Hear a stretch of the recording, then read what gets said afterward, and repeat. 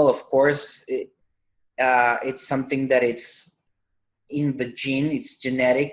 We're not really sure what causes polycystic ovarian syndrome. We have many theories, but unfortunately, we're not able to trigger one specific cause for that.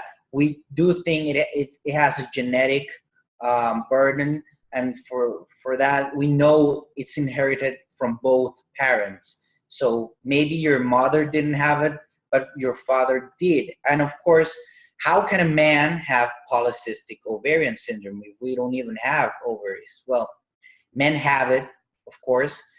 The symptoms are different, but for some men, and most, they don't usually develop any symptoms.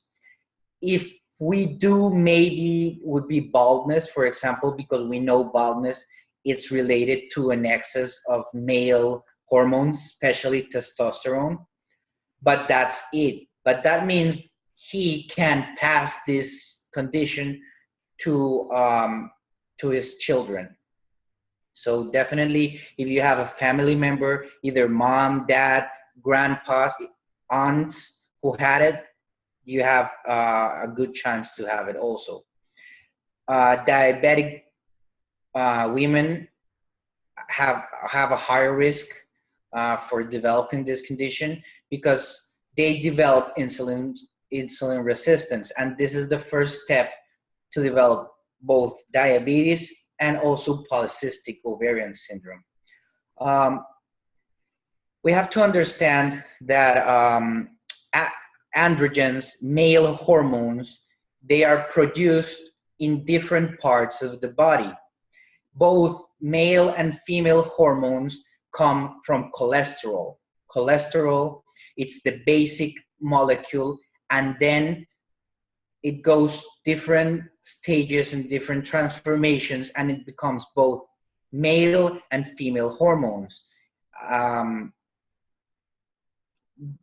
There are several enzymes that help put something or take something out of the cholesterol molecule to make these hormones. But of course, if you have more cholesterol, more fatty tissue, that means you will have more ingredients to create hormones, both male and female hormones. So of course, people that are obese are at greater risk, or at least that's what our theory says. But what about insulin? What's the role of insulin in this condition? Is it an effect or is it a cause? And that's something that's very difficult to say. We're not really sure if insulin resistance causes polycystic ovarian syndrome, or people with polycystic ovarian syndrome develop insulin resistance. Probably it's both. It's a cycle. So insulin is another hormone, but it affects the ovary and it makes it produce more male hormones. So of course, this is something that's going to trigger the disease. This image that's here in the screen, you see a woman in the floor. That means seizures. We're not really sure. There are two ways females with seizures can develop polycystic ovarian syndrome. One of them, we just know it happens, but we don't know why.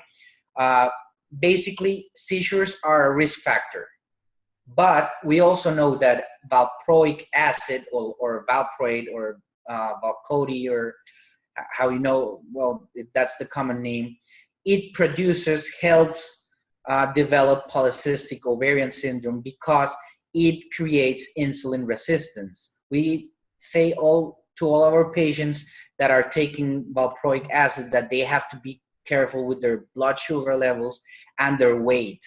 So both, not only having seizures by using that medication can trigger polycystic ovarian syndrome.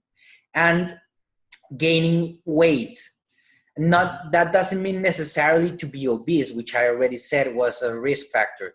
But we have discovered that before developing symptoms, women gain weight in a short period of time. Maybe they're not obese now, but they used to weigh 130 pounds, and now they're 160 in a month and a half. So they had a period in which they gained weight very fast, and that triggered the condition.